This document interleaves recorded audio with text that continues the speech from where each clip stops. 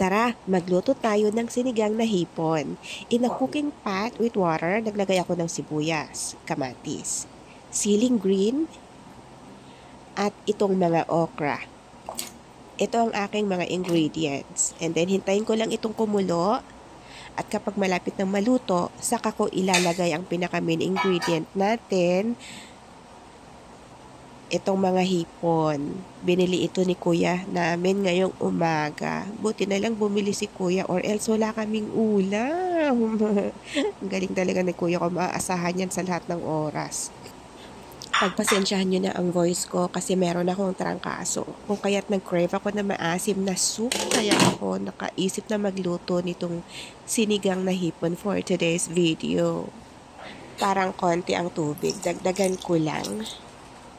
Okay, then tatakpan ko lang ito and then hintayin kong kumulo hanggang sa malapit ang maluto yung mga gulay. Ayan, kumukulo na.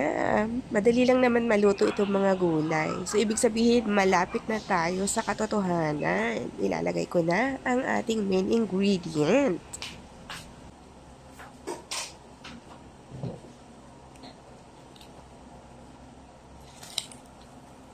Ayan, mabilis lang naman maluto itong mga hipon na to.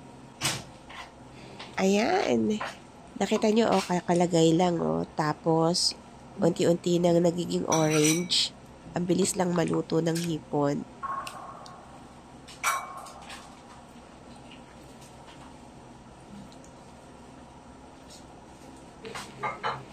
At ngayon, titimplahan ko na ng asin.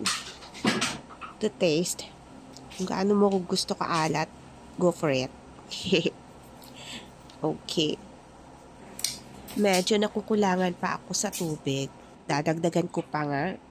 Anyway, kanya-kanyang strategy lang naman yun. Kung sa tingin ninyo, kulang pa yung tubig, edi dagdagan. At ngayon, ilalagay ko na ang tamarind soap base.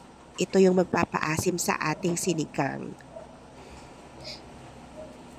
Hindi ko mabuhos agad-agad ng biglaan kasi kinokontrol ko din ang asim. Baka masobrahan ng asim. Ang tatay ko ayaw ng sobrang asim. At ganun din naman ako.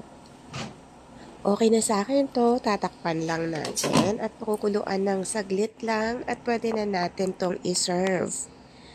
Ito yung aming ulam ngayon. Meron din namang pritong isda. Nagprito kasi yung anak ko, si Tiken. Ang hirap pakainin ng seafood na may mga sabaw kagaya nito. Sa tingin ko okay na to, luto na to. Pwede na itong iserve.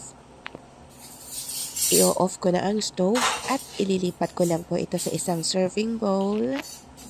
At pwede na tayong kumain. Maraming salamat po sa inyong panonood. Please don't forget to subscribe po para lagi po kayong updated sa mga bagong videos na i-upload. At ito na po ang ating sinigang na hipon.